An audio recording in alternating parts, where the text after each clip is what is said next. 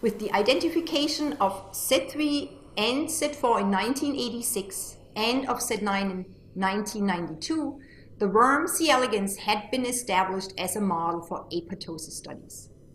David Rowe, who had demonstrated in 1988 that human BCL2 can block apoptosis, became interested in determining whether the expression of human BCL2 in C. elegans similarly could block apoptosis. Why did he want to do that? While C. elegans genes had been identified whose functions are required either for blocking apoptosis or for inducing apoptosis, the genes had not been cloned yet and their gene products were therefore unknown. For this reason, it was unclear at the time whether the apoptotic process that investigators like David Rowe were studying in mammalian cells and that investigators like Bob Horwitz were studying in C. elegans were really the same processes and conserved at the molecular level. The question basically was whether similar proteins and molecules were involved in the apoptotic process in mammals and worms. To test whether the expression of human BCL2 in C. elegans could block the death of the 131 cells that normally die during C. elegans development, David Rowe and colleagues at Stanford University generated a C. elegans line transgenic for a reporter construct that allowed the expression of the BCL2 transcription unit under the control of a heat-inducible promoter. Using a shift in temperature, he could then induce broad expression of BCL2 in C. elegans. How do you generate transgenic lines in C. elegans? The traditional way is the following. You take your plasmid of interest and a co-injection marker, a plasmid that expresses something that you can easily detect or assay for. And you inject these plasmids into the gonads of hermaphrodites.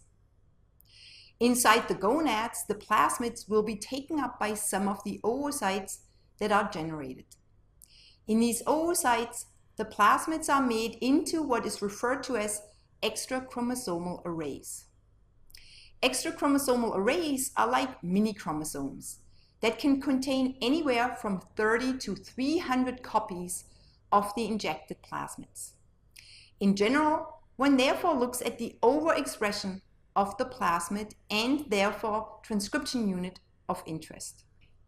Since the extrachromosomal arrays do not have what normal chromosomes have, such as centromeres, they do not always get segregated properly into the daughter cells during cell division. They often get lost.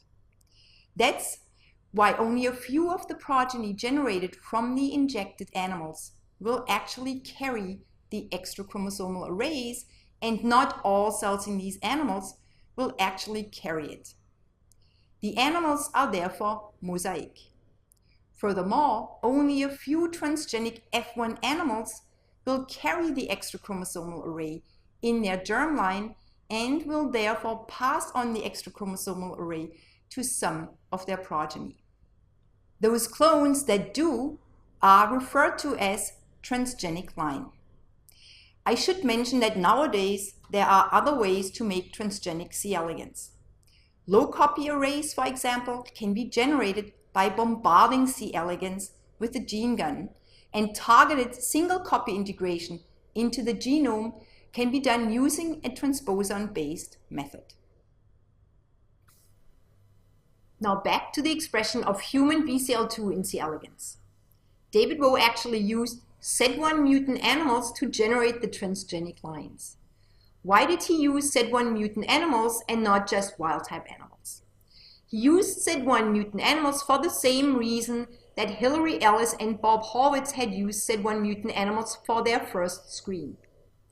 In an engulfment defective background, apoptotic corpses persist for a long time, and you can therefore analyze and quantify cell death that occurred over an entire developmental period, for example through embryogenesis, and not just at one particular time point.